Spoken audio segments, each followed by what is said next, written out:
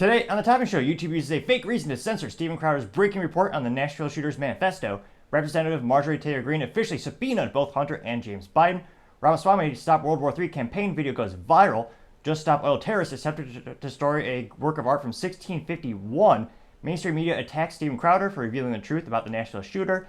Starbucks reveals their expansion plan, while Square and Brick reveals a plan to lay off 1,000 jobs. Nexdoor to lay off 25% of their staff. And General Motors to recall their driverless vehicle after it accidentally hit a pedestrian. All that and much more on The Topping Show.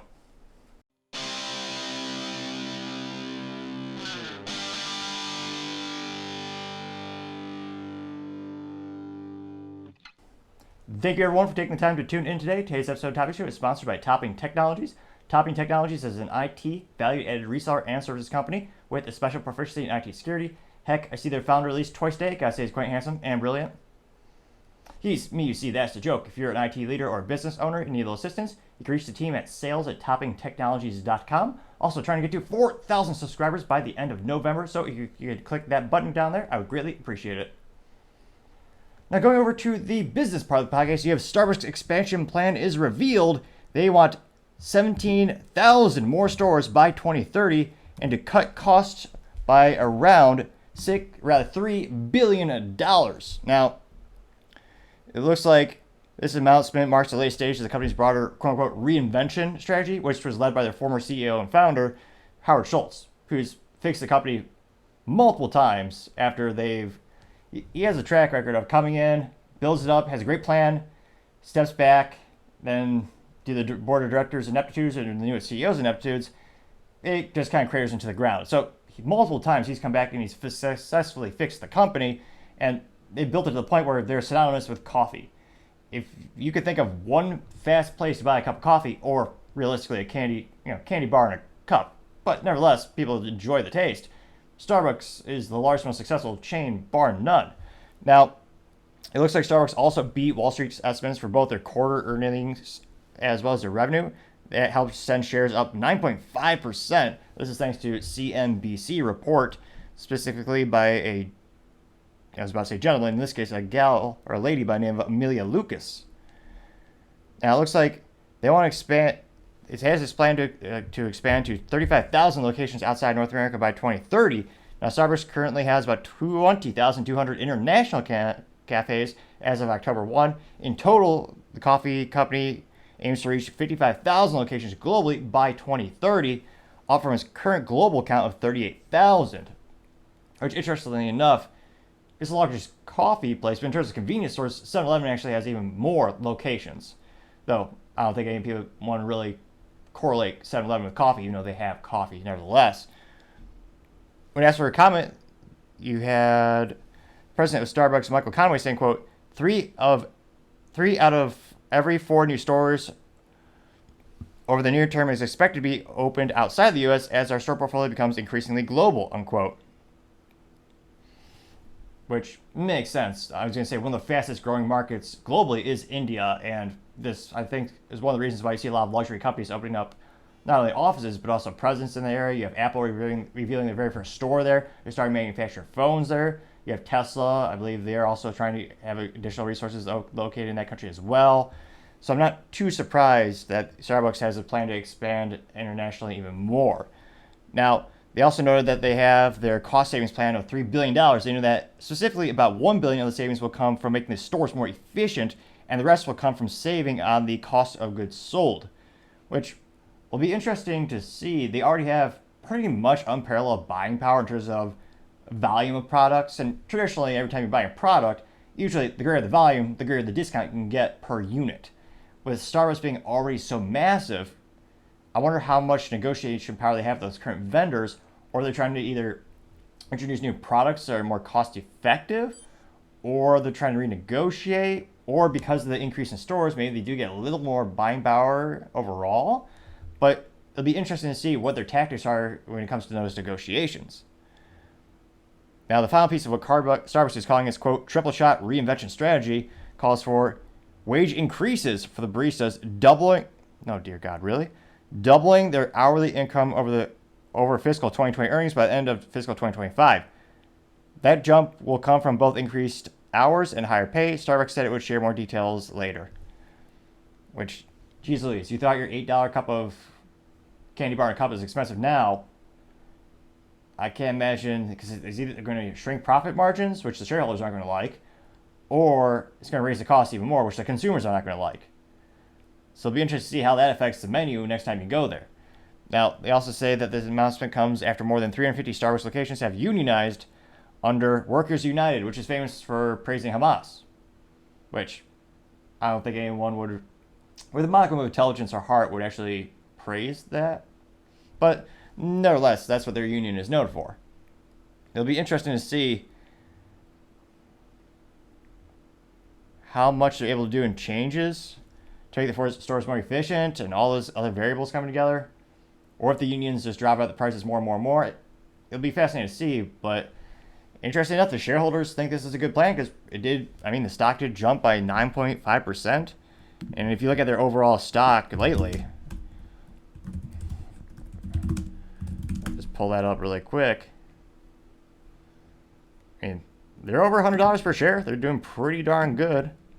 Over the past month, 12.54% the past month. Granted, the past 6 months, they were down 2.26%. Year to date, 3% up. 1 year, 13% up. Goodness gracious, 5 years, 52% up. As I always say with investing, hindsight's 2020. Who would have thought Starbucks would be a good buy at $68 per share? But of course, now it's up to $104 per share. Interesting enough, they pay dividends. So I was going to say that's a big driver for a lot of investors. So a lot of folks, that's going to probably even bring more investors. It'll be interesting. Let me know if you think this is going to be an overexpansion of the company. Because throughout the years, they have grown and shrunk the number of locations.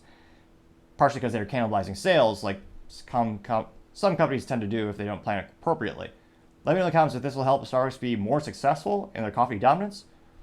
Or do you think this might be the demise, or realistically, because they're so big and successful already, not a demise to their death, but it'll be perhaps a speed bump in their growth. And it'll cause them to perhaps shrink temporarily.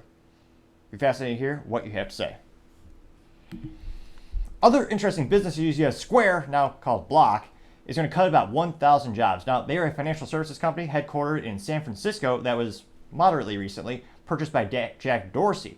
Now, I don't know how prudent it was to change the brand from Square to Block, because Square had a pretty good customer base. They're a financial services company. A lot of small businesses really liked it.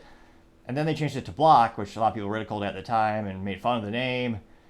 A lot of people just said Jack Dorsey wanted to have a cool, unique name. Well, I don't know how cool that is.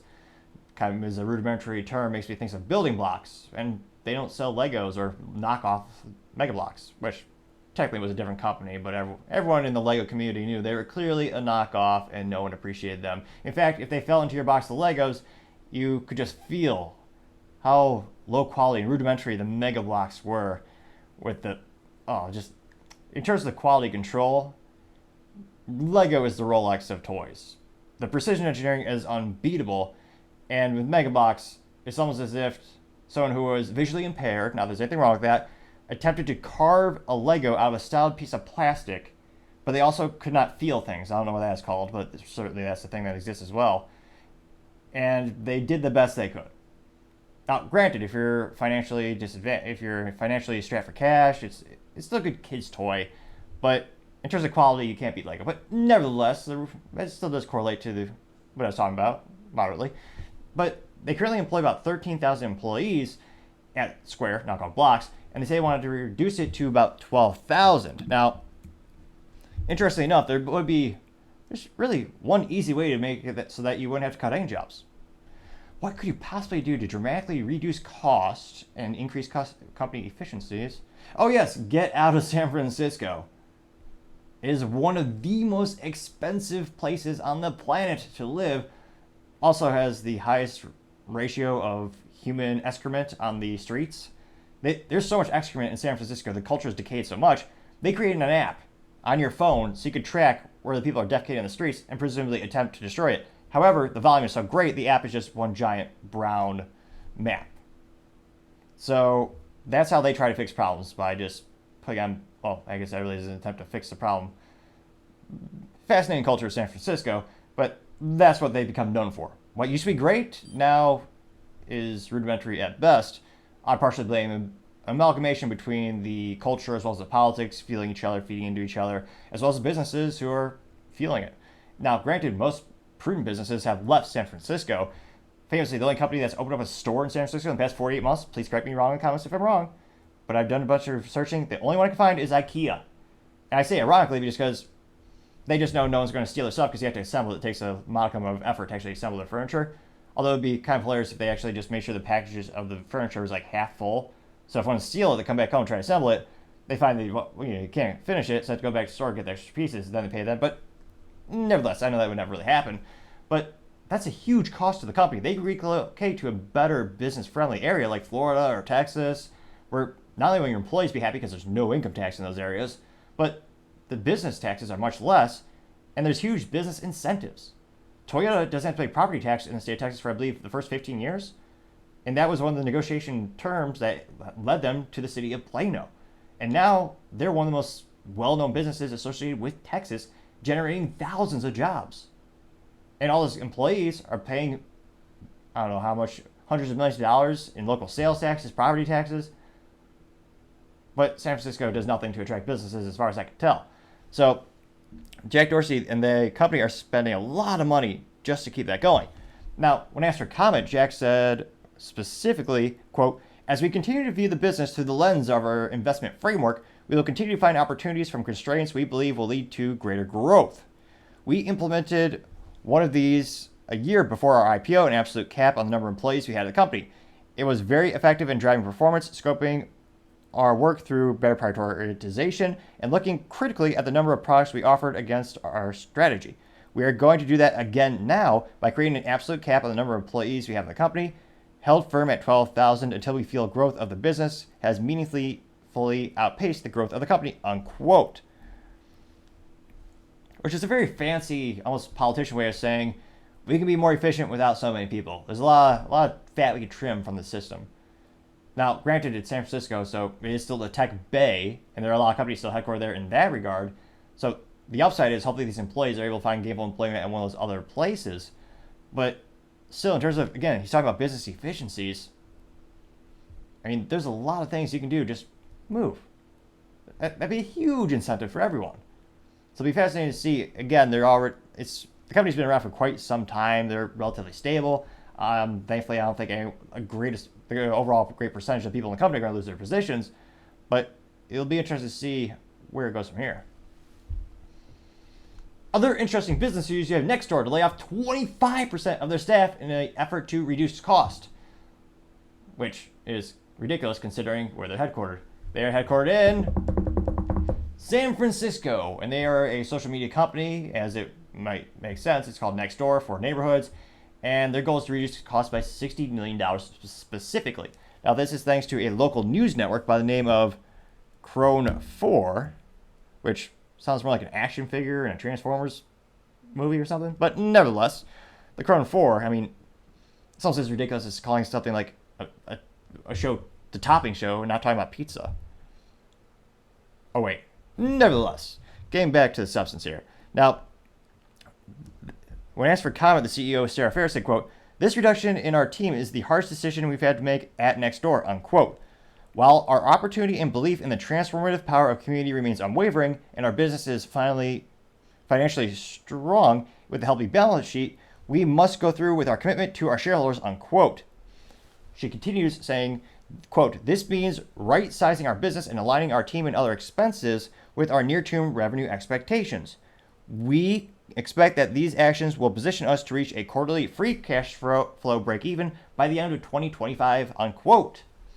Which, again, the whole business has shifted when it comes to tech companies, especially. For years, there's basically free cash in the United States because of zero or near zero interest rates that help prop up a lot of these companies. I think if you tuned into the show for the first time, we've covered other things like Twitter and Facebook, where for the greatest number of time, all these social media companies, the only thing they really measured was the user count. They really never talked too much about profitability. They just said, oh yeah, we have the greatest growth rate. We have so many users.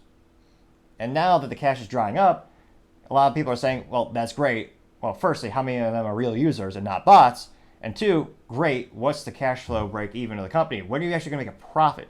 Which again, some businesses take years to make a profit, and as long as you are communicating your expectations properly to the shareholders, they're usually pretty patient if you have a plan to conveying them the value that you'll be able to get there. Now, all these companies are now being asked, okay, great growth rate, great number of users, when are you actually going to make us money? Now, specifically when it comes to the financial report of this company, they noted a, quote, 6% year-over-year increase in total weekly active users, unquote, which again is good, but getting down to the more substance, they also noted, quote, a 4% or 5 million revenue increase year over year. Which, again, that's good. More revenue is great. However, they also noted that they had a, quote, 38 million net loss, which is an increase from the 35 million loss a year ago. So they are not doing great. And I've never, perhaps this my anecdotal experience, I don't know a lot of people that use this app, the Nexdoor app. I've heard of some people, I'm actually trying to think if I know anyone who's actually used that.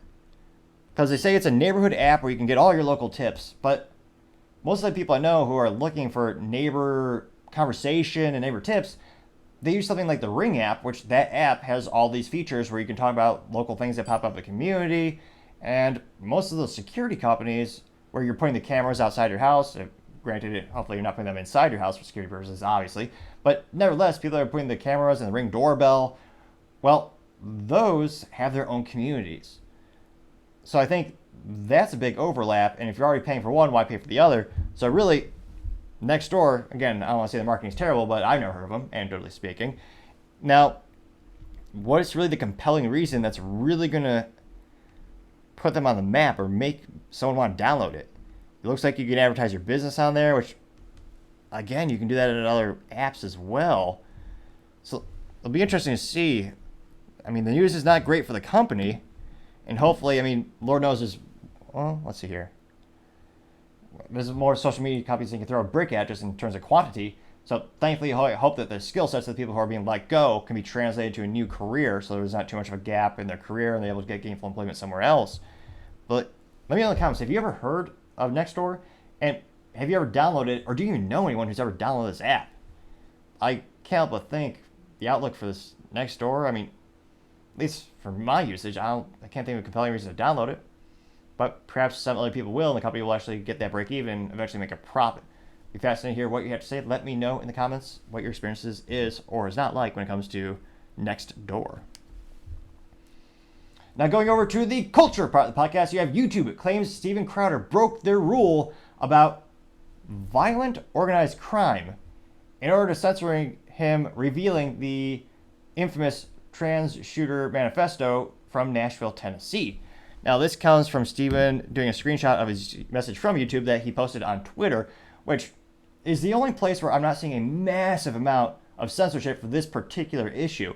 Every else is pretty much deleting all the videos. YouTube especially, I briefly covered the topic, and that was vis-a-vis kind of a, not directly addressed the topic, but I addressed it when I was talking about the instance where you had the Daily Wire versus Steven Crowder 2.0, where the CEO of the Daily Wire did call out Steven Crowder, applauding him for breaking the story, but he also insulted it at the same time, kind of like a backhanded compliment. And that in and of itself caused a cultural rift throughout the conservative community, as both those companies are very famous conservative, fast-growing conservative-based companies.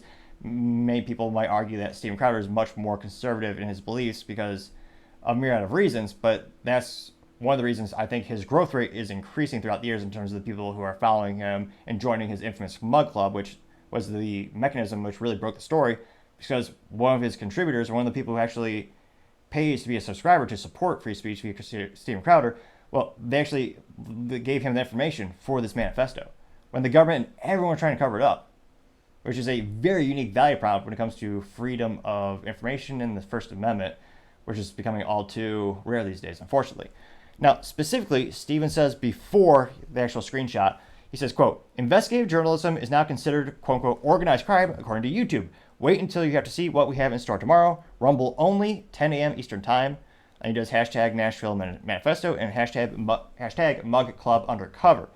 Now, the YouTube specifically says, hi, Steven Crowder. We wanted to let you know our team reviewed your content and we think it violates our violent criminal organizations policy. We know you might have not realized that this was a violation of our policies, so we're not applying a strike to your channel. However, we have removed the following content from YouTube. Podcast episode, LWC exclusive, Nashville Shooter, School Shooter, Manifesto leaked. We realize this may be disappointing news, but it's our job to make sure YouTube is a safe place for all. If you think we made a mistake, you can appeal the decision below. You'll find more details below. More details include our policy says content that glorifies violent criminal organizations or incites violence is not allowed on YouTube. We review educational, documentary, artistic, and scientific content on a case-by-case basis. Limited exceptions are made for content which is sufficient and appropriate context, and where the purpose of the posting is clear, please refer to our help center, blah, blah, blah. Also, a lot of legalese and a lot of bombastic way of saying, screw you, we make the rules as we choose. And I noticed this myself. If you actually look at the YouTube terms and conditions, they're written purposely to be as ambiguous as possible. Even most lawyers can't understand it, I suspect. Partially just to have YouTube to the point where they have all the cards. They're holding all the keys. I forget the actual metaphor from the Matrix, but you get the point. I'll look it up sometime. But nevertheless, that got 2.1 million views and 25,000 likes. So it certainly went viral on the Twitter sphere. Now, one of the first, and also one of the most important comments below, actually comes from the channel on Twitter for Rumble. Rumble says, quote, Rumble will hold the line for citizen journalism, unquote. Although I butchered it, so let me rephrase it. Rumble will hold the line for citizen journalism, unquote. Now, granted, I don't know, I'm not a doctor, but if you click the subscribe button, it may help my stuttering or, in this case, just messing up words. I think it's gotten better throughout the years. Well, I guess it hasn't been a year yet.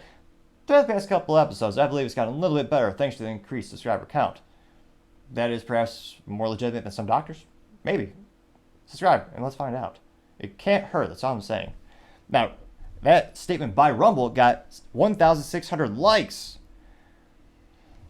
And you have someone by the name of C. Smith saying, quote, crazy, not surprising how fast all these major news networks companies have suppressed this, getting 650 likes. Craig Chamberlain says, quote, what a joke YouTube has become, unquote, getting 747 likes. Guidemaster Zoe, the streamer, says, quote, wow, hashtag Elon Musk should buy hashtag YouTube to fix this too, unquote, getting 422 likes. Which is also ridiculous. There's no way Elon could pull that off. Even if, now my ADHD is getting the better of me, but what is Google's stock right now? I mean, prior Google acquisition, of course, I mean, he could have bought the company, although not at the time with the resource allocation that he had. I mean, Elon, for most of his career, was paid $1 salary as mostly stock, and stock takes a while to vet and actually get paid out and be issued. Now I'm curious. And there's also certain periods where you are or are not allowed to sell the stock if you're a part of the company. So what is Google stock today? Would it be possible? I don't think so. But would it be possible for Elon to buy Google? Let's see. Google doesn't like being bullied, perhaps. I was just poking fun at them, and now it's going slower than molasses. Although, let's see, Google stock. Oh, let's try something better like Brave. Of course, Brave works instantly. Google also reorganizes Apple. The current stock price is $133 per share. Now, what's the market cap? That's not as much as I thought, actually. Interesting. So, yeah, even Apple's worth more than Google. Interesting. So, again, it's still more money than I could possibly fathom having myself. But nevertheless, right now, Google stock is currently worth, again, the market cap of all the stock is all worth $1.54 trillion. But what's Elon's net worth? Elon net worth. Because what is he worth right now? Because he had to take out a loan to buy Twitter. It wasn't all him and his cash. See, okay, so this is according to Wikipedia, so take it with a grain of salt, or a handful, depending on your serving size. It says, as of November 2023, Elon's net worth is estimated between $198 billion and $220 billion. So at most, and again, this isn't really conceivable because if Elon were to sell all of his Tesla stock, it would also degrade that stock as well. It would be worth less and less and less every time he's selling it. So even if he were to somehow magically liquidate it at the top of the stock, which because of the rates at which he could sell, I don't think is, and because he's a leader of the company, I don't think it's possible. But let's say it's possible. He could liquidate everything. I mean, he could only buy, what is it, 220 billion of 1.54 trillion. I mean, that's still not even a fourth of the company's value. And that's with Elon going all in. So, interesting comment. So I was kind of curious, could he conceivably do that? But not with the real, I'm trying to conceivably think, not with the current resource allocation he has. You would need multiple Elon Musk in order to buy Google. And even then, you'd have to have the shareholders vote. I mean, it's highly, let me just clarify, it is possible for that to happen if he has extra friends that come out, but highly improbable is what I should say. Although I think for freedom of speech, that would be exceptional because Google has so much control. Everything from swaying elections, where they're having selecting reminders, they're having selective results when you're searching for campaign donations.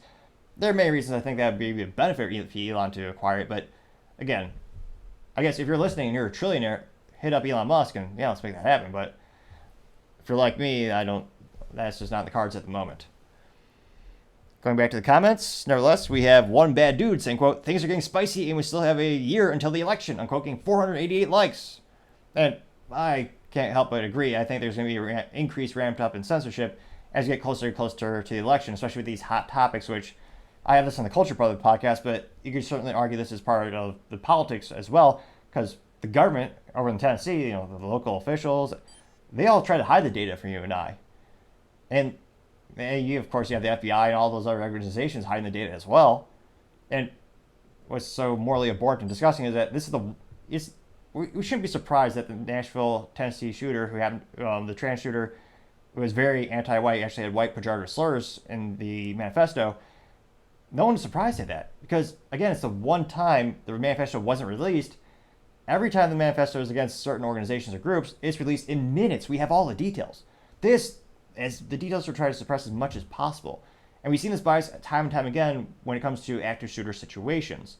Very similar to the Arlington, Texas shooting incident where you had a student do a morally abhorrent, disgusting thing and use a gun negatively towards other students. It was on news for a fraction of a second, but as soon as the race of that perpetrator was revealed, the story is buried. Don't talk about it again. So there was very similar to the gay nightclub shootout where you had that shootout, the orientation of that person was revealed, and that story just went away because it doesn't fit the main narrative.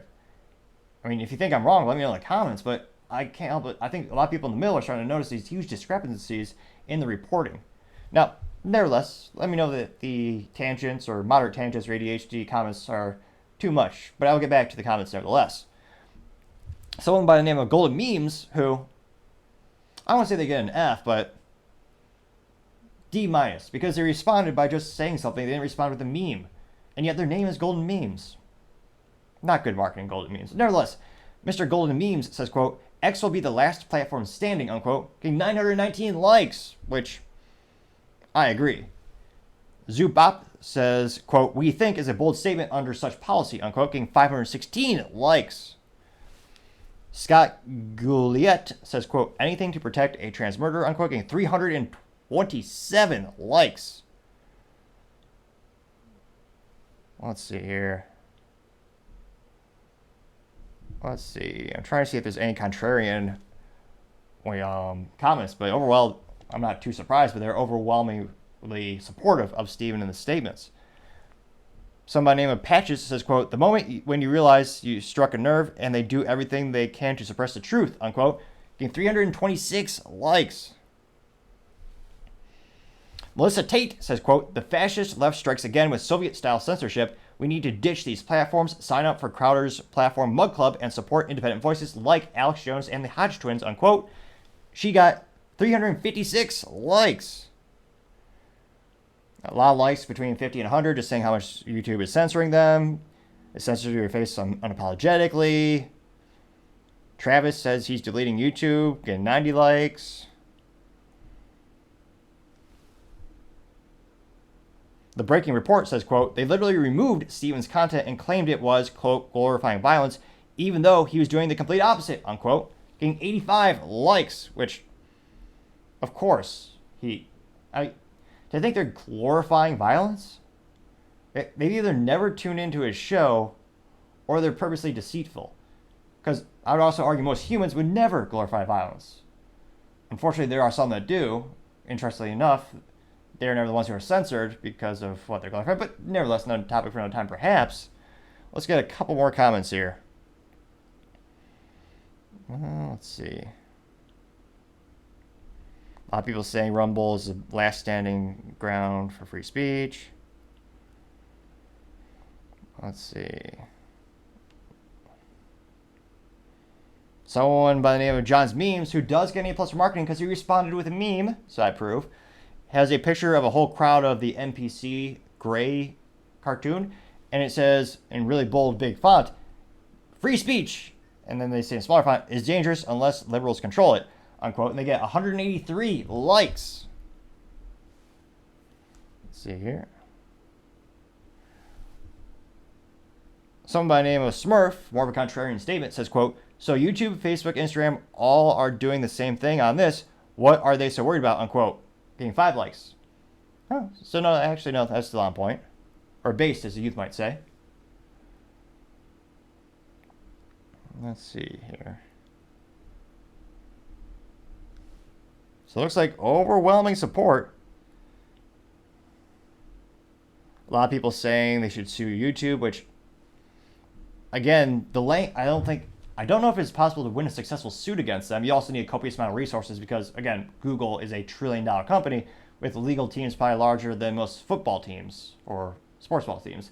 And, again, the language of the terms and conditions as well as the monetization, I guess they demonetized them a long time ago, but all these rules are so vague and so open to interpretation. It's just the gray area they themselves create so that they could pretty much have all the upside and none of the downside. So it'll be interesting to see, will this drive a greater adoption rate of people using platforms like Rumble? One of the most difficult things to do is displacing a technology or breaking a habit when so many people are used to the convenience of YouTube. It'll be interesting to see how many people are willing to make a change. I've recently synced my channel to Rumble, so ideally it's not instantaneous, but these videos should also equally be posted on Rumble as well, because I know that as a great growing alternative, they truly stand for free speech, which again is a rare thing these days. So let me know in the comments, do you think this will be a great driver for the increased adoption rate of stuff like Rumble as well as Twitter and X? And if you're not a part of the Steven Crowder Mug Club, why are you not? It'll be interesting to see what's the newest, greatest media outlet when no one respects the legacy ones. Fox News is basically a joke at this point. They have 19 people who still tune in on a daily basis, and most of them do not have the cognitive ability to change the channel. God bless their souls. But some of those instances where a lot of people are moving on. No one's really tuning into the traditional media outlets in that regard. They're looking at things like the Daily Wire, like Louder Than Crowder, like the Hodge Twins. There's a lot of alternatives, which is great because that's the beauty of capitalism. The best solutions will brew to the surface. Pun moderately intended, since you could put a brew into the actual mug of Mug Club. This is a little bit of a stretch, but I got there. Let me know. Be fascinated to hear what you have to say. Other interesting cultural news, you have Just Stop Oil terrorists attempt to destroy a gorgeous painting made by Rokeby Venus in 1651. Now, these people, known as eco-terrorists, this is specifically one that's called Just Stop Oil, which, again, the average person in that club, gang, terrorist organization, whatever you want to call it, is a mental capacity of about 18 brain cells. They are mentally, morally, and pretty much in every way of the sense vacuous, thriving on ways to disrupt classic works of art, destroy works of art, disrupt your day by foolishly gluing their hands to the pavement, and all while being so hypocritical, wearing a myriad of clothing and having technologies on their person, which are directly correlated benefits of the oil industry in and of themselves. So mentally, morally vacuous, hypocritical, there's many reasons to be amused by these. It's a nice way of these morons. No, morons is too innocent of a term. Someone could be a nice moron. These morally duplicitous, these evil perpetrators. Let me know in the comment. What's a good word to describe these eco-terrorists? Now, this comes thanks to Twitter, and this specifically is from a Twitter handle by the name of And Wokeness, which I'd say A+ for marketing, since they have a profile picture that directly correlates to that, where they have, I forget the cartoon, but you see it everywhere in the meme community, where it's a cartoon of a gentleman with a beard and a short haircut. Pretty good style. I approve. And it says, I support the forever things. Kind of squint there a little bit there. I got out. Now, this particular Twitter handle said, quote, breaking, climate cult strikes again.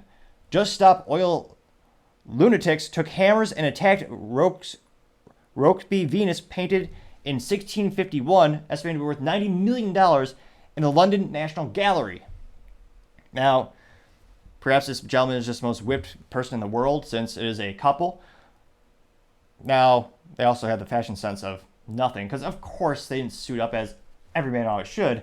He's wearing a t-shirt and jeans. No class. Which is what you can expect for someone trying to destroy a beautiful work of art. Now, this got 21.6 million views. And of course, there's a little bit of a video here. And it's disappointing because the security, just like the security in London, and unfortunately more and more parts of America, is a joke. It's basically non-existent.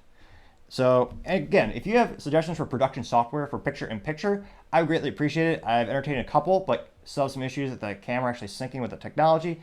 Maybe I just need to get a new, different camera. But let me know in the comments, because I do want to improve the show, and your feedback is how we do that together. And it is much appreciated. So without further ado, we can at least hear these mentally, morally vacuous cult members. I think that gentleman in the original post had the right idea.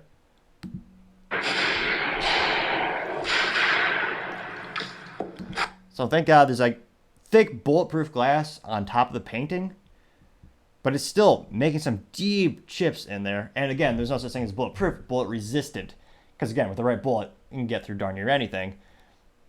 Thank God for depleted uranium rounds. Women did not get the vote by voting. It is time for deeds and not words. It is time to just stop oil. Politics is failing us. Politics failed women in 1914. If millions will die due to new oil and gas licensing, millions! If we love history, if we love art, and if we love our families, we must just stop oil.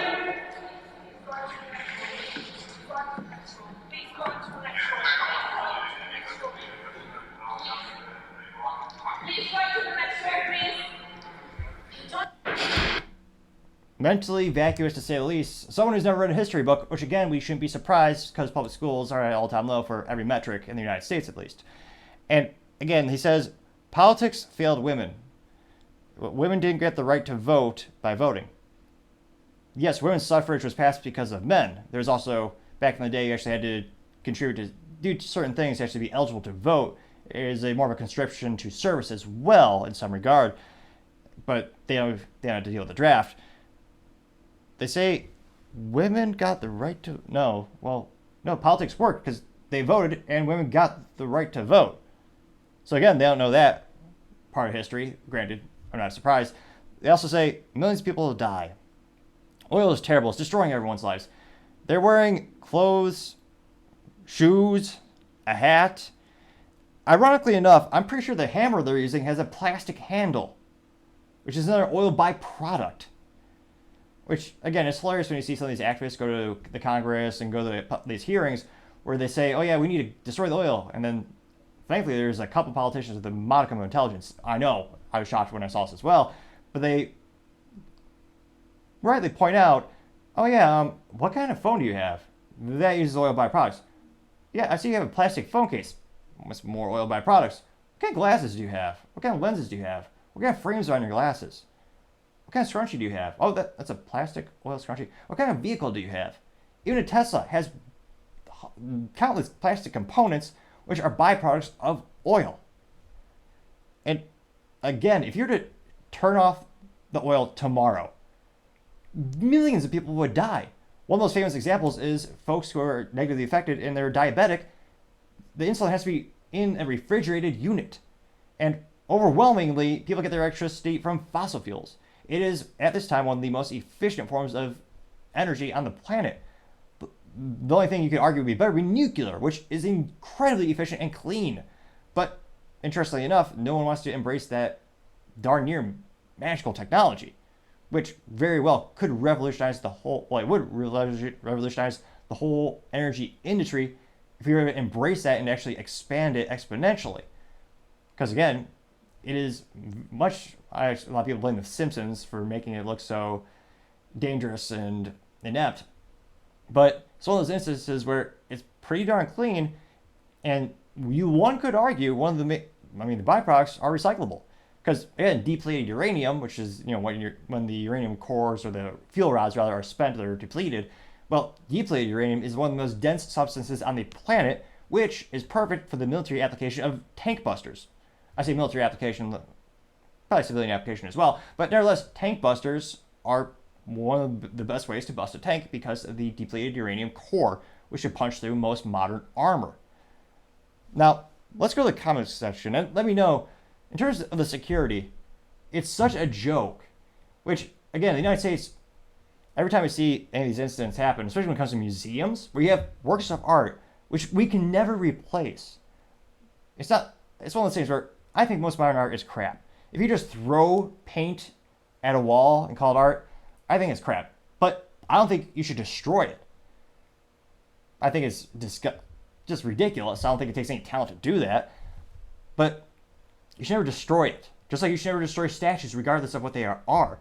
Because they're a piece of time and a piece of history. And history repeats itself, especially fools who forget history. Which is why you should respect history and learn from it. And in these instances, they're going to these museums and destroying some of the most beautiful pieces of art. It's almost as if modern society has a war against beauty, which, if you see most commercials on TV, where they actually glorify morbidly obese people, yeah, it kind of all falls together, or so it seems, unfortunately. Now, this could be very easily solved. You know how? Especially in the United States, we have a lot of veterans who need jobs. You know what would be a great way to stop all this from happening? It's hard to be a Marine with a rifle. Put a Marine and a rifle in front of every museum, put it inside of the rooms. And if they touch that painting, let them know there's no warning shots. Again, I do not ever want to suggest violence is the answer.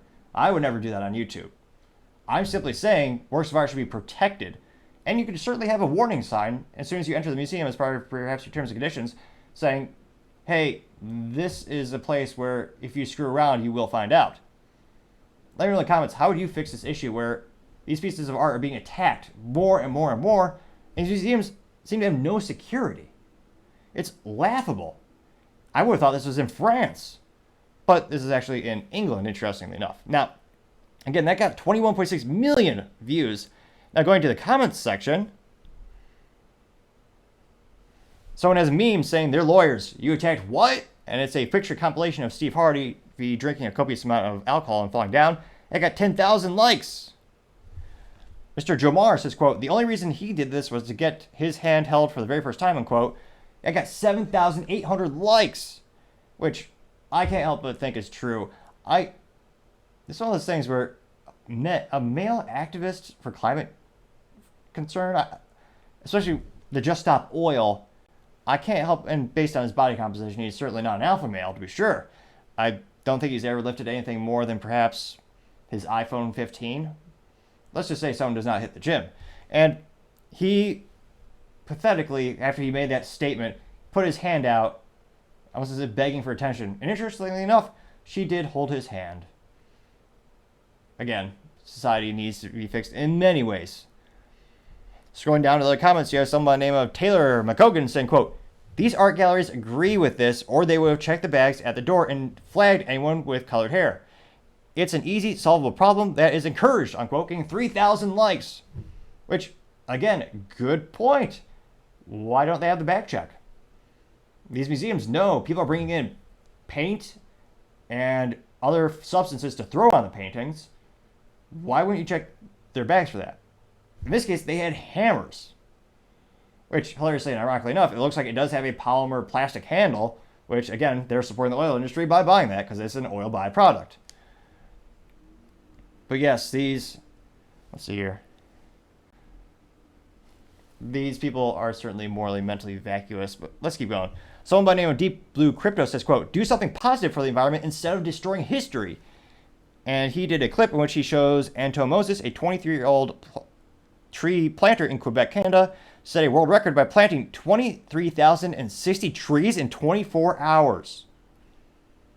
Which, again, yes, that's not controversial. That's something everyone can agree with. Trees are great. Trees make paper as well as many other products, and they're good for the environment.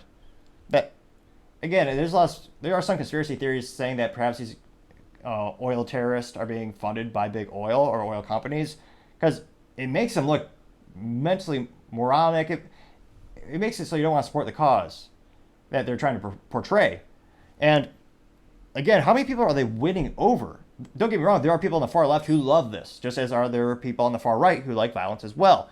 But it's one of those things where it doesn't, I can't imagine the number of people you gain from these activities is much. If you look throughout history, most of the rights gained, most of the political gains, they come from peaceful protest. They come from going out there campaigning your ideals, getting petitions signed. I mean, once it gets violence, the support drops like a rock. Or in the case of BLM, like a brick. When that organization became violent, you saw public support just drop dramatically. When you had the peaceful protests, because there was a time period when that was a thing, public support was pretty high. But as soon as it got violent, it just dropped like a brick. So I can't help but wonder if this is intentional. Someone by the name of the Lectern guy says, quote, weak men trying to get laid is how we got here, unquote.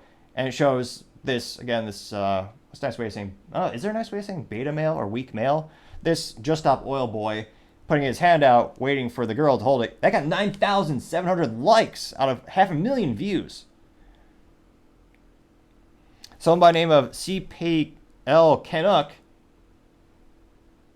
definitely Canadian, they have the flag in their bio. Nevertheless, this person says, quote, they should have been arrested and dropped off in an island somewhere where they can live life without oil products, unquote, getting 2.2 thousand likes, which, yes, again, most people on the planet could not survive a day without an oil direct product or a byproduct. I'm trying to think if you can conceivably do that at all, unless you had a log cabin in the middle of the woods. You have to burn wood, which again is actually not as efficient as natural gas. Natural gas being one of the most environmentally friendly fossil fuel. I'm trying to think. If you're a lumberjack in the middle of the woods, you would grow cotton so you could make your own clothing. You would need to have I guess you can use a porcupine needle in terms of the sewing. You wouldn't have to get a metal needle, because in order to manufacture the metal, a lot of CNC machines, a lot of those machines need oil for lubricant. You could have the axe, but again, you would ideally, to form the axe blade, it wouldn't be easy. That's all I'm saying. Someone by the name of Salty Cracker, who gets A+ for marketing because their profile picture is of a Salty Cracker caricature cartoon with hands, though not anatomically correct. I have not seen that in the salty snack aisle.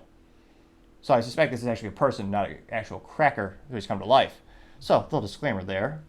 This Salty Cracker says, quote, ugly effers breaking art, beautiful art is the commie brand, unquote, getting 1.9 thousand likes. And yes, interestingly enough, when it comes to tearing down statues, destroying works of arts, I have not, and if you have evidence, please let me know in the comment section. I'll cover it in an updated video. But you don't see a lot of it on the far right. When you're looking at the far left and far rights, it's something where you're, at least when I'm seeing all these reports, it's overwhelmingly more politically sided with the far left. Now let's do a couple more comments. 5 times August says, quote, new rule, whatever they do to the art piece, the public can do to them, unquote, getting 2.3 thousand likes. Melissa Tate says, quote, do these people ever go to prison for this? Brainwashed, unquote, getting 3.5 thousand likes. Which, yes, is part of the issue. These groups of people, these climate terrorists, don't have any negative consequences. And it's not just them. You see this in a myriad of public rioting, public theft. Look at San Francisco. because they do not prosecute crime, the crime rate has gotten so out of control, every business conceivably has left the city, especially for retail companies. If they're not headquartered there and they just have stores, those stores are leaving. And the companies that are headquartered there, most of them are leaving at an astonishingly high rate. So yes, one of the biggest issues of modern society is there's no negative consequences, depending on your political affiliation, for people. So definitely agree with that statement. Someone by the name of Gene1968 says, quote, "They are terrorists, plain and simple," a quote, getting 4.6 thousand likes. Jonas Walter Reich says, quote, "Is it because it's an oil painting," unquote, getting 400 likes. Now that is what I suspect is the issue that they have a point of contention with which, again, I can't help but think it's just kind of a part of the broader framework of commie and far left ideology, because there are many products, pretty much everything you see these days is an oil byproduct. So they could very well attack a direct oil plant, or more accurately, a refinery, or a product of a company that uses a high percentage products of oil components in it, but they choose to go after beautiful pieces of works of art. And I don't think that's a coincidence. It'll be interesting to see if there's anyone in the comments who support them. Someone by the name of Sally says, quote, "We did it. We stopped climate change," unquote. And it literally has a meme in which they have the Top Gear head saying, quote, "Big oil companies who don't own paintings. Oh no." And then below it says, "Anyways," he has a picture of a petroleum pump. They got 788 likes. Somebody by the name of Max B says, quote, "These people make me want to use more oil," unquote, getting 739 likes. Which, yeah, I was going to say, if I was a billionaire, it would be highly entertaining to drive past them in like a Hummer 1 or like a 1900s Rolls Royce or a Bentley. I'm trying to think of what uses the what's the most fuel inefficient vehicle on the planet. I remember Robot Chicken had a hilarious sketch where they had a Richie Rich parody where he said he had a hybrid, and it was 1 part monster truck, 1 part Bentley, and got like 3 feet per tank of gas. Which again, it's a cartoon, but let me know in the comments, what's the most fuel inefficient vehicle a consumer can purchase these days? Vintage or new? AKA, it doesn't count if you just say, yeah, have a tank. Well, although that'd be awesome, I might get a tank myself. But nevertheless, let me know in the comments. Do a couple more here. Pajal Shady says, quote, "Millions will die if we don't stop oil. Actually, billions might die if we stop oil. Oil is the #1 driving force of the world economy," unquote, getting 605 likes. It also have a detrimental negative impact on up-and-coming countries, also known as developing countries. One of the most greatest keys to growing a company, or also in this case growing a country, is cheap fuel, cheap energy.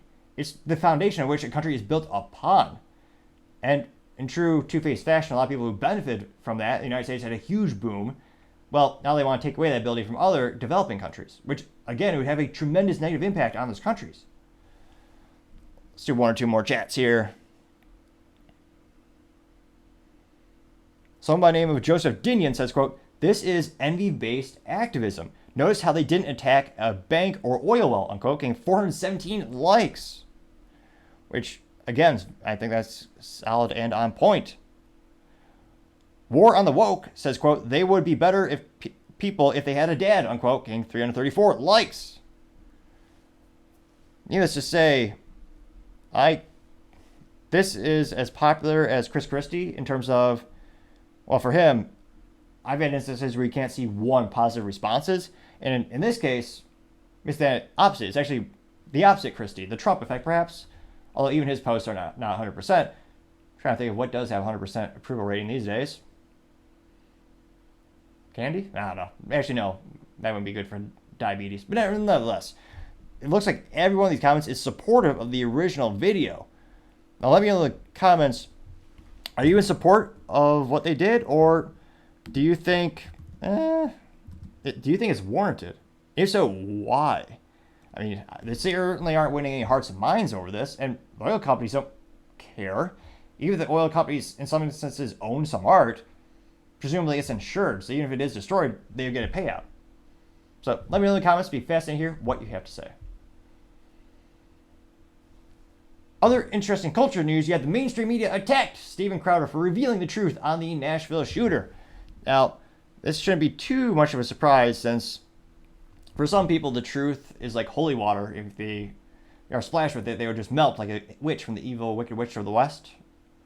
I think I'm getting my metaphors crossed over, but nevertheless, hopefully you get the point. A wise man once said sunlight is the best disinfectant, and perhaps these people are like vampires because when they see the truth, like the sun, they are melted. Nevertheless, you get the point, probably, maybe. Now, this comes from a New York Times piece, and Steven actually tweeted this, and it went viral. Now, Steven said, quote, "We called it this morning, expect hit pieces from the left-wing media saying we released the Nashville Manifesto for clicks and clout. But in reality, we released it because the public had a right to know, and they had a right to know a long time ago. Stay tuned tomorrow, 10 a.m. Eastern Time." And Steven tweeted a picture to the communications team at the Live with Crowder from a gal by the name of Emily Cochran from the New York Times. And she says, quote, "Hi there, my name is Emily Cochran, and I'm a reporter for the New York Times. I'm working on a story on Mr. Crowder's publication of the Covenant writings and just left a press conference where one parent, Brent Leatherwood, was critical of the decision to publish these photos. He also described it as chasing clicks at one point and said that proceeds from the video should go to the families of the 6 victims and or the school. I watched the video earlier this morning and will incorporate some of that, but also want to make sure Mr. Crowder didn't have any additional comment or response to pushback. Thank you," from Emily. That got 619,000 views and 13,000 likes on Twitter, or as 18 people call it, X. And it's one of those fascinating things where there's a huge discrepancy in terms of, well, politics with culture, but there's a huge differences between some people say, oh yeah, you should make money on covering a topic, but you should not. But again, these people are putting hard work into covering their topic and creating these news stories. They should be compensated for it. That makes sense. And there is a difference between doing your job and chasing clicks. In this case, I don't think it was because, again, the public wanted this data for months. And again, the government covered it up.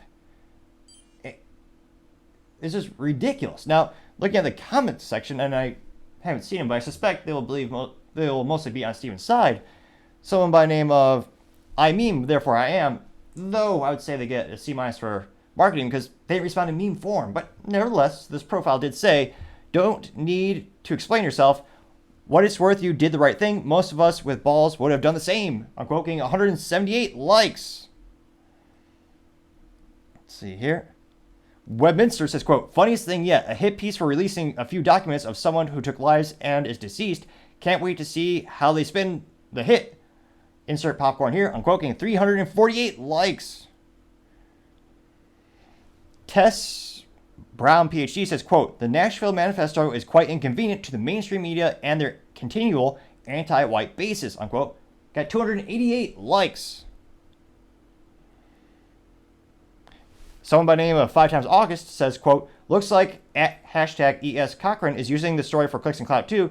Look, that was easy." And they did a screenshot of a picture in which she tweeted, "Nashville officials are now investigating after apparent excerpts from writings left by the Covenant school shooter were leaked." Perhaps the pot calling the kettle black? Because, again, she's reporting on the topic just like Steven did. Although she's just piggybacking off of him. He did an original investigative report, but nevertheless. Mr. Sean Quinn said, quote, "Brent Leatherwood didn't want America to find out about his little girl was killed in racial and religious hate crime, but if anyone's going to profit from the publication of the manifesto, it should be him. What a jerk," unquote. First got 197 likes. Paul Zuispi says, quote, "It doesn't even matter if Crowder released the manifesto for clicks. What matters is what was written on those pages. The pages show that the anti-whiteism of the left is having a deadly consequences. The cover-up of the pages shows the extreme corruption of the Democrats," unquote, getting 259 likes.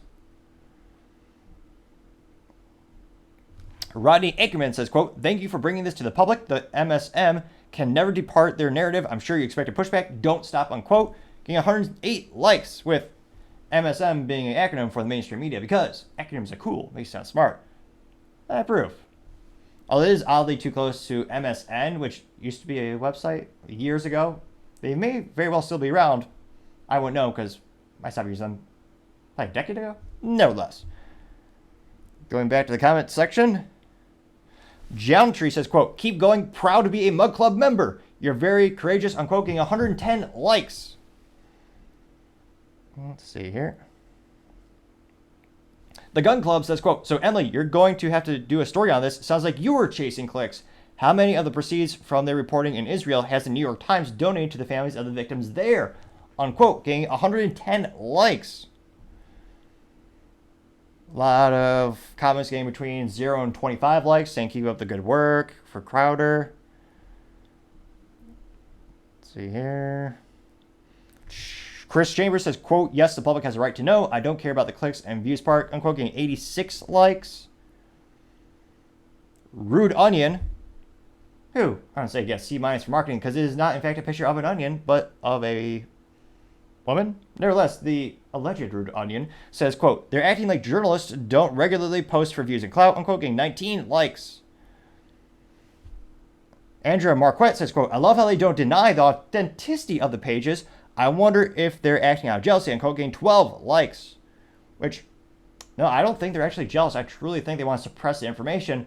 And it's fascinating to see everyone is so upset, not asking, what influenced this individual, the Nashville Tennessee shooter, to do the most morally abhorrent thing and take someone's life out of malice and hate and not self-defense.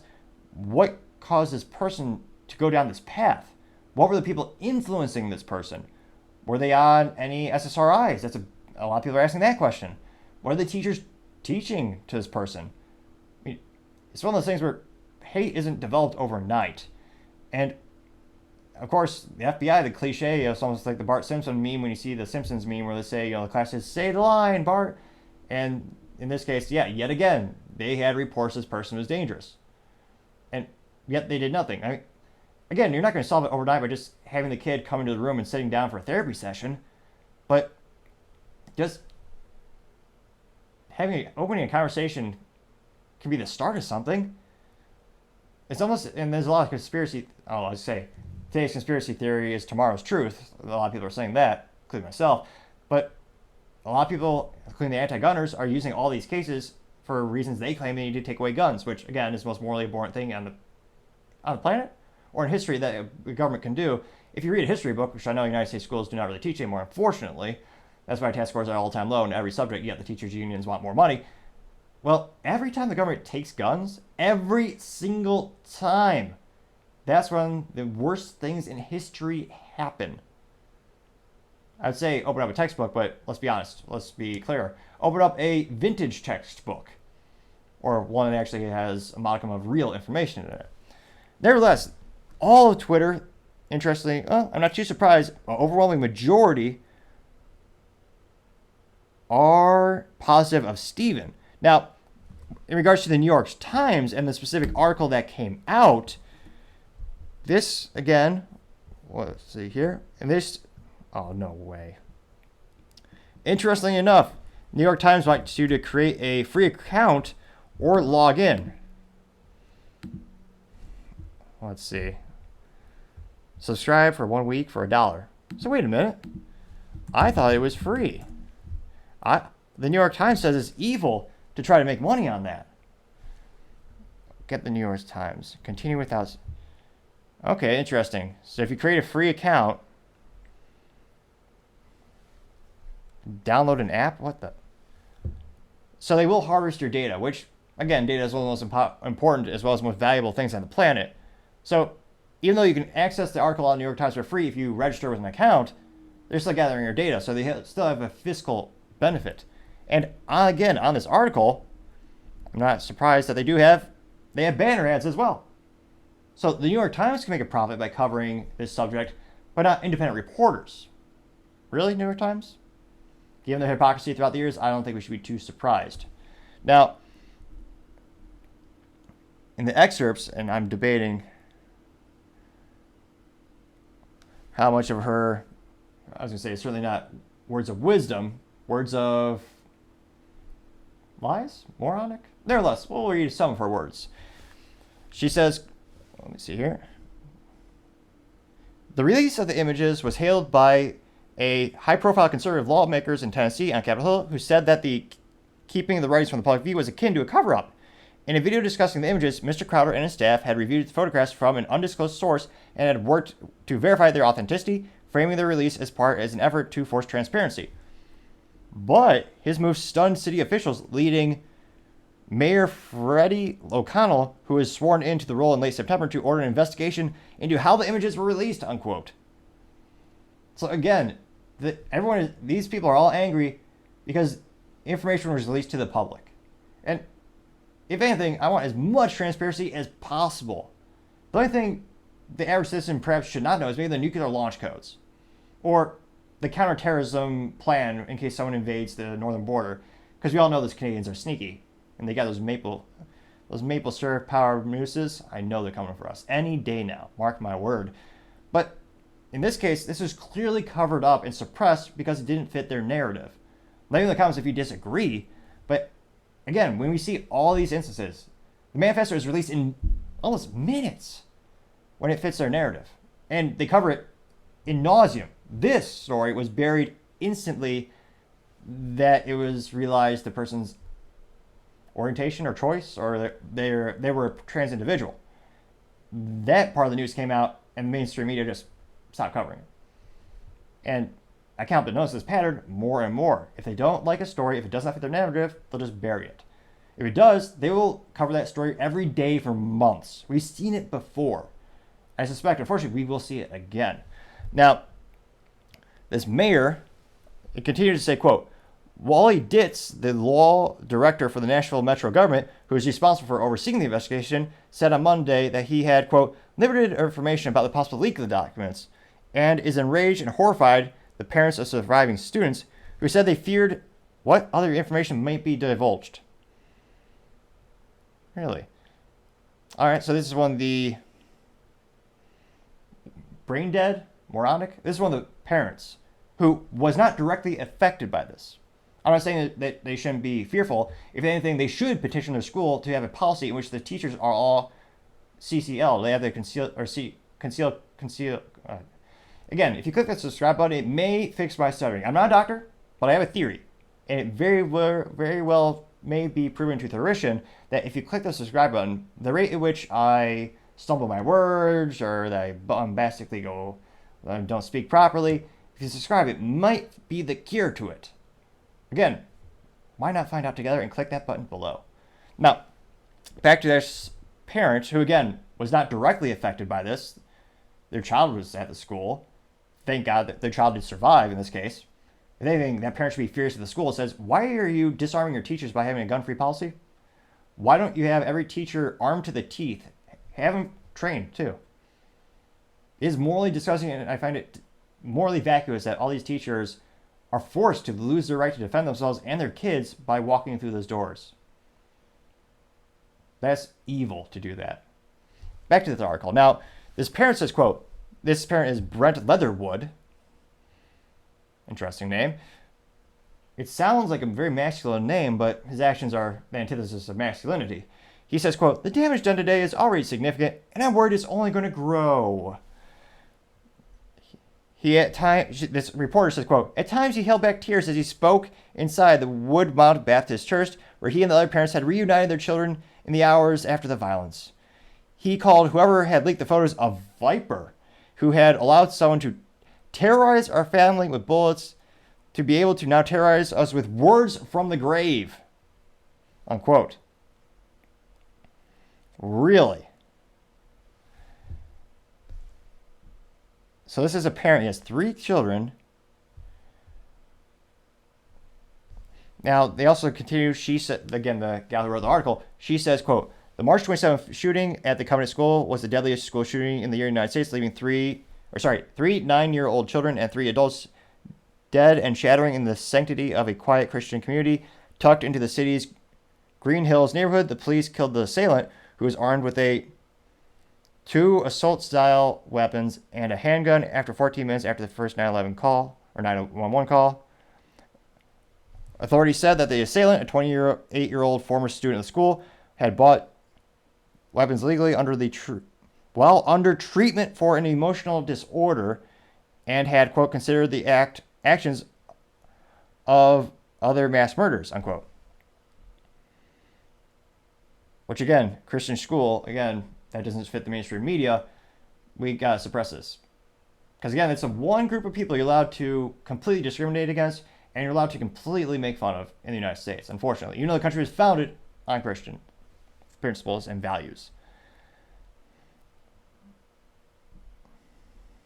And yet, the person they're angry with is Stephen, for letting people know why this happened, by providing some insight into this morally, mentally vacuous person who took those lives. Let me know, who are you more upset with? Stephen, who gave all this data to the world so that now we know for sure we were correct in our suspicion of this perpetrator's actions. Ridiculous, to say the least.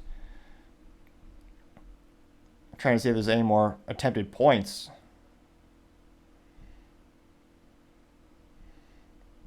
So out of curiosity in the comment section, who are you on the side of? Do you believe it's better to censor this data and Steve did the wrong thing by releasing this? Or do you think, like I do, that sunlight is the best disinfectant and we should all have this information? And we should learn from the situation and take action so it doesn't happen again, such as protecting our schools and removing those morally disgusting, morally vacuous, disarming signs that make these teachers de facto victims and these students victims, because you're taking away their right to defend themselves. Let me know in the comments. It'd be fascinating to hear what you have to say. Now, going over to the political part of the podcast, you have Representative Marjorie Taylor Green officially subpoenaing both Hunter and James Biden. I can't help but think there's nothing that moves slower than molasses than some Republicans. Because again, people have been saying to this for, a year now? Because there's a lot of evidence that's come out about Hunter Biden's illegal activities. Again, a great example of the hypocrisy of the gun laws in the United States. If you lie on a 4473, which is the paperwork to purchase a firearm from a federal firearm license store, well, if we lie on that, that's like a 10-year sentence, and I believe it's a $250,000 fine. But Hunter Biden, he got off scot-free. He lied on that form, which is federally illegal. Yeah, that's fine. He didn't get any. They actually had a sweet deal where he would just get sweet probation, and they actually drop off instead of the mandatory fines being applied to him, mandatory punishment being applied to him. Rules for thee, but not for me. Yep, sounds about right. Now, Marjorie Taylor Green says, quote, breaking, we have officially subpoenaed Hunter Biden and James Biden in our impeachment inquiry against Joe Biden. And she retweeted 2 pictures which show the official documentation for the subpoenas. And it did get right shy of 1 million views in, of course, about 7 hours. So went pretty darn viral. Now, in terms of the comment section, I think it'll provide a little bit of illumination in terms of they are finally doing something, but realistically, what's going to happen? Is it possible for impeachment to really happen right now? Especially with the Republicans losing so greatly in terms of losing seats in the House of Representatives, the Senate throughout the years. I mean, they just don't have the numbers right now to do anything. Now, going to the comment section, you have someone by the name of Joe saying, quote, grammar be damned, I'll reread it. Joe says, quote, well, though they don't have to show up, right? Hashtag Jim Jordan, because he never did. She got 2,600 likes, which Jim Jordan is a representative, and I believe there was a situation in which he did not show up to a subpoena. That was after a contentious, I believe it was a situation in which they were subpoenaing him darn near every single day, and he kept answering the same question. So with the data that I currently have right now, I believe in his case, he didn't return the next time because he said, I'm answering the same questions more and more and more. I mean, let me know if you have new questions, but I'm not going to show up and do the same thing. So with the data I have now, I don't believe that's an apples to apples comparison, which perhaps is an apt metaphor since, as they say, a couple bad apples ruin the bushel. That's a good politician metaphor. I'll take it. Someone by the name of Sunday Divine says, quote, Major Taylor Green, hard at work on inflation, healthcare, infrastructure, and all the other things Americans are concerning to American citizens, unquote, gained 1.1 thousand likes, which there is some truth in terms of a lot of Americans are concerned about those other topics. However, I think a lot of people in the United States are also concerned about the discrepancies as well as the unfair treatment of people who are being clearly politically prosecuted. And they're seeing that, again, rules for thee but not for me. Some people are not being charged with the same crimes based on their political affiliation. So I think there's a lot of people that do want to see this come to fruition and actually see these subpoenas being executed and see this day in court. Now, I don't think realistically there's the numbers, especially in the Senate, for them to impeach Biden. It's not statistically possible unless you had Democrats who flip their votes, which, again, they never do. They're very strategic in terms of moves on the chessboard. They move as one effective unit, which is why they're so much more successful getting their legislation and their ideals passed. It also doesn't help that there's a lot of rhinos, which is a pejorative term known as Republican in name only, where it says R next to their name on the ballot, but all their policies, they're Democrat policies. So again, whoever you're voting for, make sure you're casting an informed ballot and you're looking at their policies and their track record, not just whatever letter they decide to put next to their name. Nevertheless, back to the comment section. Someone by the name of Warren says, quote, "This might be news if you all hadn't already made congressional subpoenas completely worthless.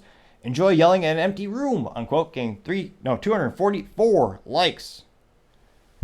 Someone by the name of Victor Shee, quite popular with this response. He says, quote, "Good luck, Marjorie. You will lose," unquote, getting 800 likes.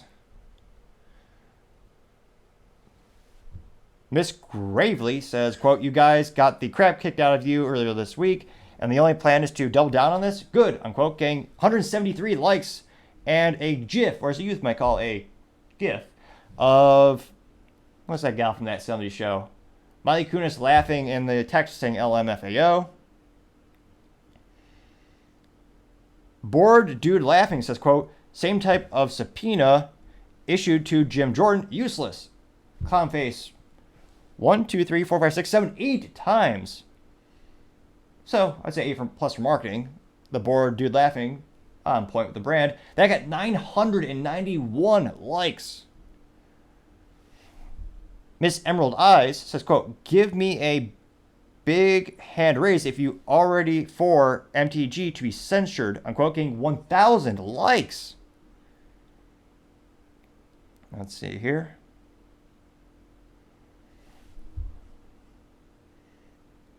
Someone named Sheik Evans saying, quote, "False, just give up and resign," getting 104 likes. Childy says, quote, "Oh, so they think they can just brush off a subpoena like hashtag Jim Jordan did, huh?" Getting 584 likes. Just Vent says, quote, "Republicans wonder why they're catching L's left and right, while Hunter Biden and James Biden ain't putting food on the table," unquote, getting 571 likes. Garrett says, quote, "MTG is from the party of wasting taxpayer dollars," unquote, getting 513 likes. Though, I was going to say both parties waste a lot of money, don't get me wrong, but depending on how you're calculating the waste, well, you have to come to an agreed definition of what you consider the term waste when it comes to taxpayer dollars.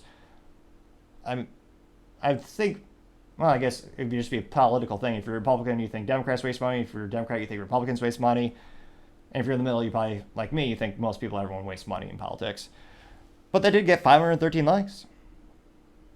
Getting some supportive comments. They're buried a little bit. Had to do a little digging here. Mr. Mike Saperza says, quote, "I hope this actually goes somewhere," unquote, getting 183 likes. But now back to the negative. Right below it is Mr. Joseph Pino saying, quote, "Republicans officially wasted 11 months of a majority in Congress. Do a few more subpoenas that should have been issued in January," unquote, getting 154 likes. Toby B says, quote, "Your obsession with Hunter is embarrassing," unquote, getting 413 likes. Yasmin Mary says, quote, "Breaking, Republicans will lose bigly in 2024. And it's a GIF of Biden putting on aviator glasses. I got 435 likes. Marjorie Taylor Green press release parody account says, quote, "Time to find out who left the cocaine at the White House," unquote, getting 591 likes. So 2 positive statements thus far. This is almost as bad as the ratio as Chris Christie. Well, nothing's that bad because he literally had a couple posts where no one had a positive response to him, which is statistically impossible. Almost impressive in a way. Let's see here. Jericho says, good job, but the odds of them showing up aren't good. So the question will be if they will be charged like Steve Bannon was, unquote, getting 23 likes. John Fish says, quote, I would imagine they will ignore them based on the precedent set by Mr. Jordan, unquote, getting 96 likes. Let's see here.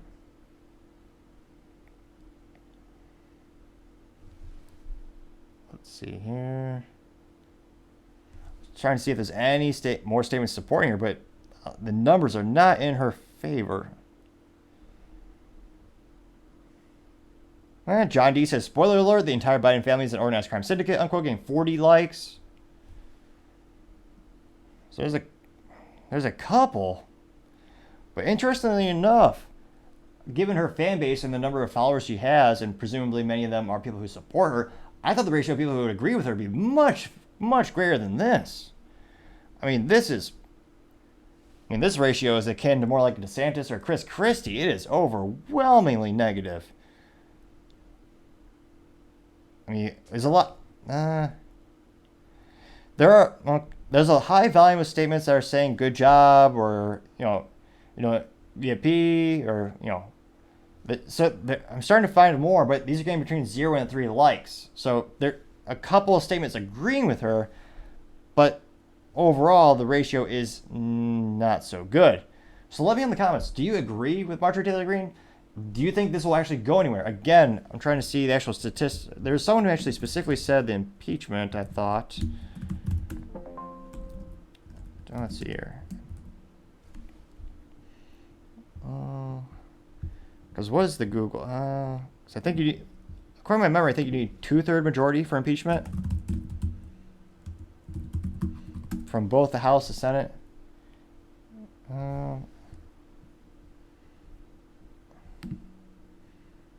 Yeah, 3 steps of impeachment. The House of Representatives brings articles of charges of impeachment against the official. If the House adopts the charges by a simple majority vote, the official process to be impeached has begun. The Senate holds an impeachment trial. But again, the Republicans do not have the Senate, and politics has become very much of a tribal thing. There's really not a lot of people who, unfortunately, actually look at every situation on a case-by-case basis and votes accordingly. More often than not, on the left and the right, much more, I would say more effectively on the left, they just vote party lines. So even if there's an investigation, they do bring this, let's say, best case scenario for Republicans, they bring this through the House of Representatives and they get passed there. It starts the process officially.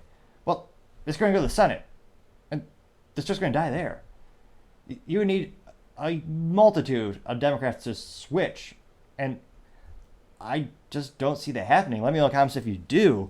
So interestingly enough, as the youth might say, Marjorie Taylor Green was certainly ratioed. Well, that was terrible. Let me try it again. Ratioed. There we go. And it'll be interesting to see what does come from the situation. Does this help Republicans out as they're continuing to attempt to campaign? Again, one of those comments had a good point. They said you had 11 months of the majority of the House. What are we doing? Which again, I answer all the time. When again, the Republicans had the president, they had the House and the Senate, and they couldn't pass a Hearing Protection Act, which would have taken the suppressors off the NFA and being treated like a regular firearm, which transacts from a federal firearm licensee with a 4473 and a background check, 4473 being the paperwork. But nevertheless, it'll be interesting to see how the situation evolves and what goes from here. Time shall tell. Other interesting political news, you have Vivek Ramaswamy's Stop World War III campaign video going viral. Or, as some people do call him, Vivek, or, as the OGs call him, Davek, which is actually his rap name when he was in college. The fact he doesn't have some swag like cups and sweaters and t-shirts with like him with a rap hat on and his name just Davek 2024, the fact that that marketing tool isn't there is beyond me. That would raise at least a couple $1 million in swag sales, wouldn't it? Just for the novelty. I mean, that'd be good marketing. But again, that's just me. I'm not his campaign. I'm not his advisor. Oh, that is just free good data. Oh, I'd say my opinion is worth about 3 cents. Used to be 2 cents, but 40-year hyperinflation, that's just my 3 cents. Should be 4 cents, but I'm a generous man. Though it is still free to click the subscribe button. There. Or there. I don't know how your phone is oriented. Or, in the rare cases, your desktop computer. Or, even rarer cases, your BlackBerry. The OG.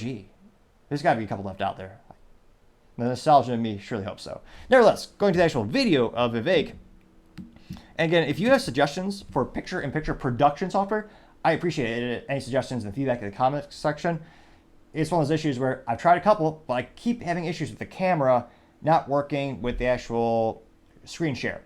And I don't know if it's because I've updated the drivers to the camera, which I'm currently using the USB Razer Hyken 4K camera and a standard USB microphone and then a laptop. Every time I try to connect the three, it would only still default to one video source and it wouldn't let the dual sources be recorded in parallel. So again, if you have suggestions, I appreciate it because I do want to improve the show. And from the feedback, thankfully, I know that's something that folks want to see. So again, any feedback is appreciated, even if it is a harsh critique, because that's how I get better. And that's how I know I need to slow down my pace of speech a little bit, I need to enunciate more, and stutter a little bit less. And thanks to the subscribe button clicks, I think there's been some improvement. A little bit, I suspect. We shall find out throughout time.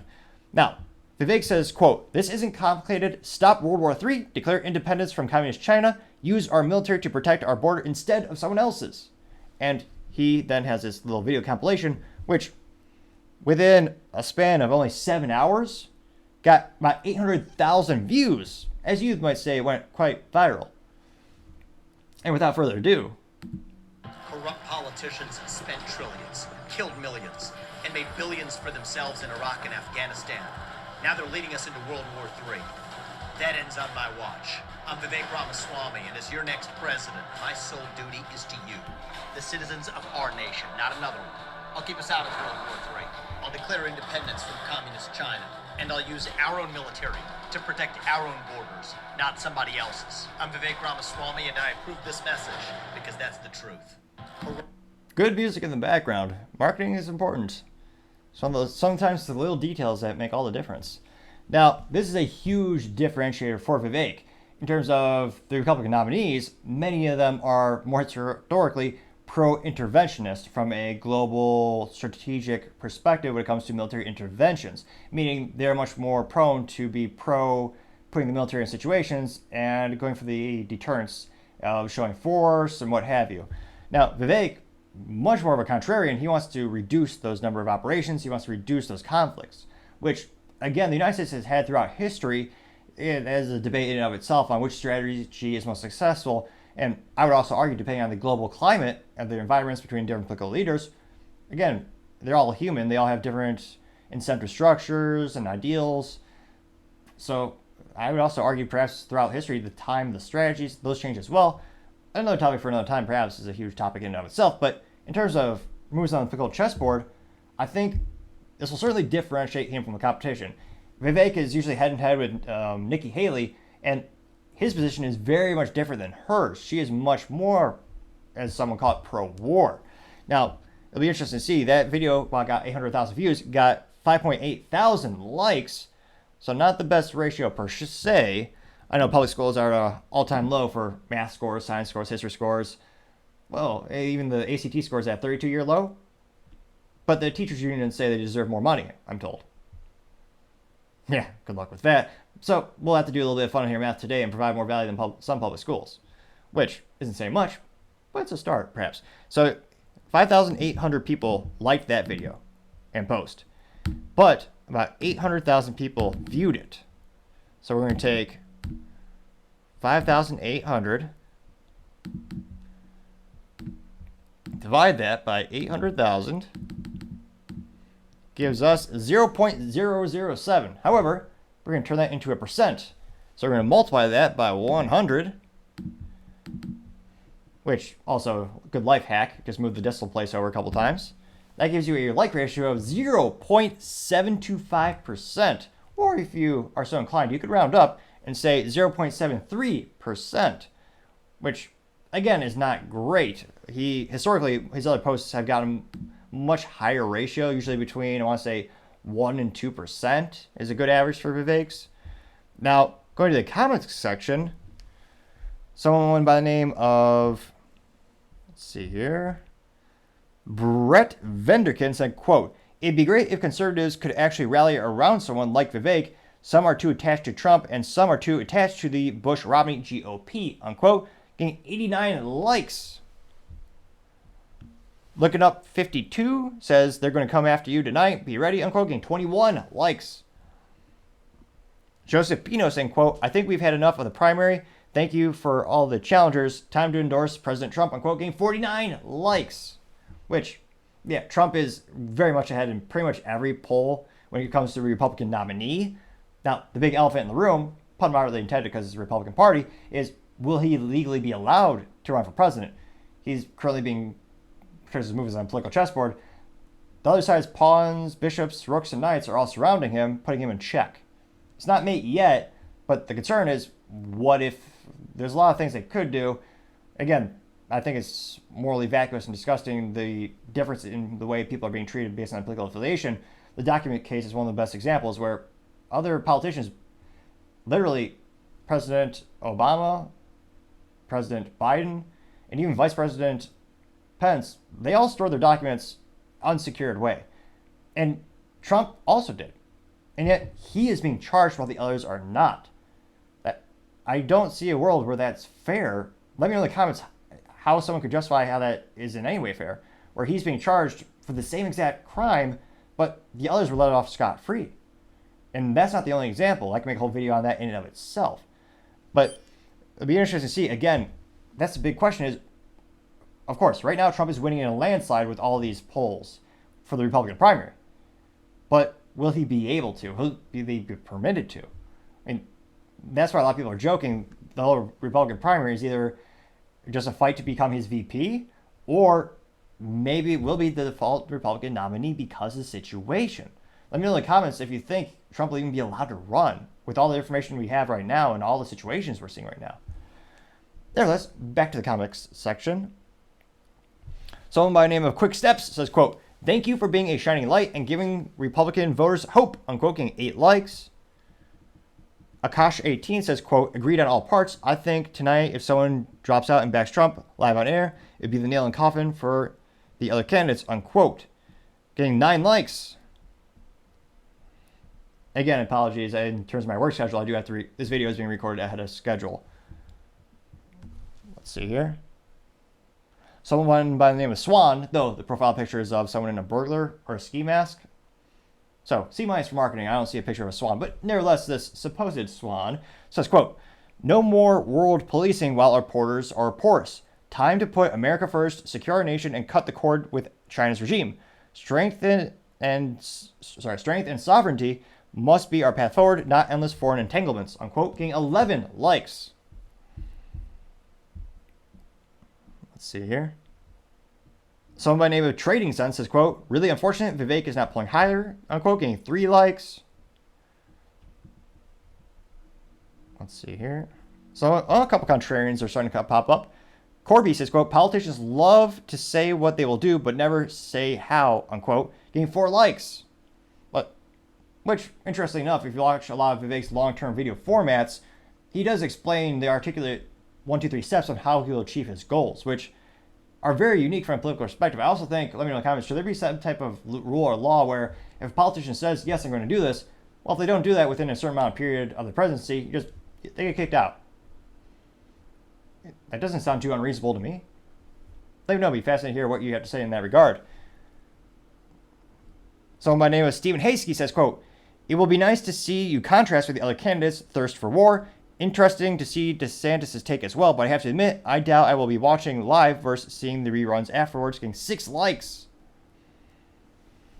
And Keish says, quote, protecting our own borders is crucial, but let's also work towards fostering peace and diplomacy on a global scale, unquote, getting 7 likes.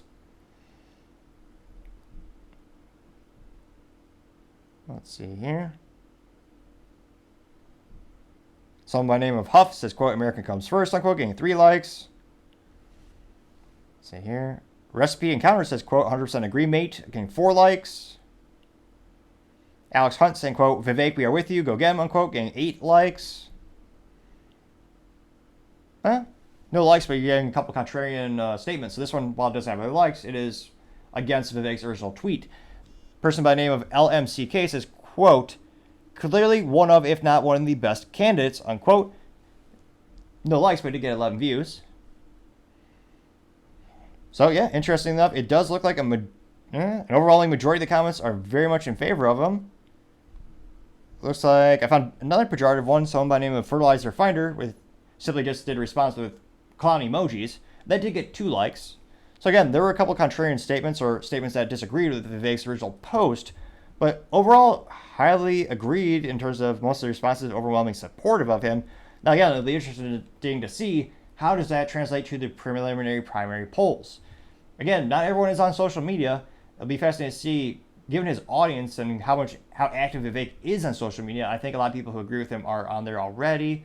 It'll be fascinating to see. Let me know in the comments if you think this will be overall net asset to his campaign and help boost him in the polls, or maybe this perhaps is a backfire and actually hurts him in the polls. It'll be fascinating to hear what you have to say.